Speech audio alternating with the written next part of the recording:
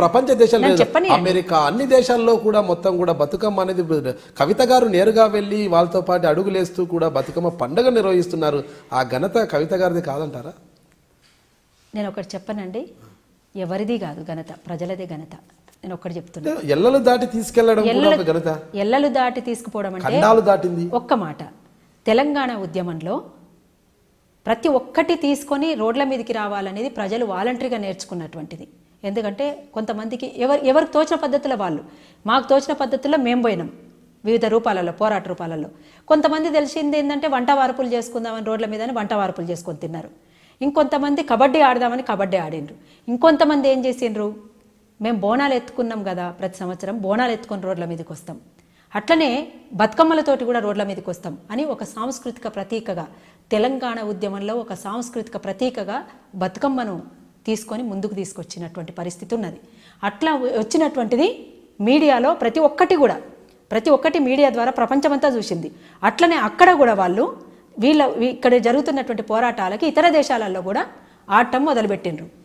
బతుకమ్మ సందర్భంగానే కాదు, మిగతా సందర్భాలలో కూడా ఏదైనా మీటింగ్ పెట్టుకున్నప్పుడు తెలంగాణ ప్రాంతం నుంచి పోయి అక్కడ బతుకుతున్నటువంటి వాళ్ళంతా కూడా అక్కడ సందర్భంగా 2 బతుకమ్మలు పెట్టుకొని ఆడినట్టు చేసి ఒక మీటింగ్ పెట్టుకోవటం అలవాటు చేసుకున్నారు. అట్లనే ఎవరు నాయకులు వచ్చినా వాళ్ళకు 2 బతుకమ్మలు స్వాగతం పలుకుతూ చేసినటువంటి దాఖలాలు ఉన్నాయి. అది మీడియాలో చూపించిండ్రు. అప్పుడు ప్రతి ఒక్కటి ఏది చేసినా మీడియా చాలా పెద్ద ఎత్తున ప్రచారం చేస్తూ వచ్చింది. కానీ అంతకుముందు మీడియా ప్రచారం ఇంత లేదు. మీడియా ప్రచారం లేదు కనుక పోకపోవచ్చేమో, కానీ ఇవాళ కొత్తగా ఎవరో తీసుకొచ్చి తయారు చేసింది కాదు బతుకమ్మని వాళ్ళు ఎవరు కొత్తగా తయారు. గతం నుంచి కూడా దేశ విదేశాల్లో బతుకమ్మ పండుగ అనేది ఉందంటారా? బతుకమ్మ పండుగకి ఇక్కడికి వచ్చినప్పుడు ఆడుకున్నారు వాళ్ళు.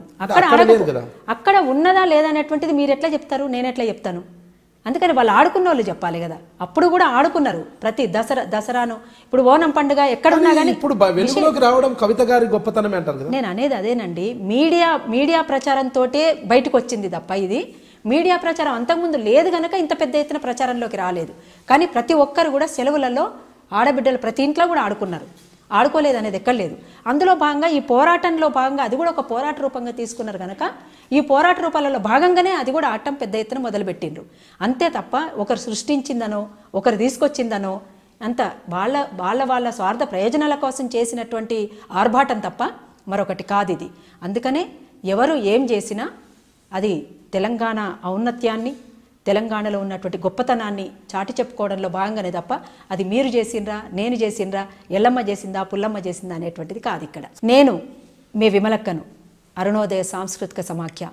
మీరు చూస్తున్నారు ఐ డ్రీమ్ న్యూస్.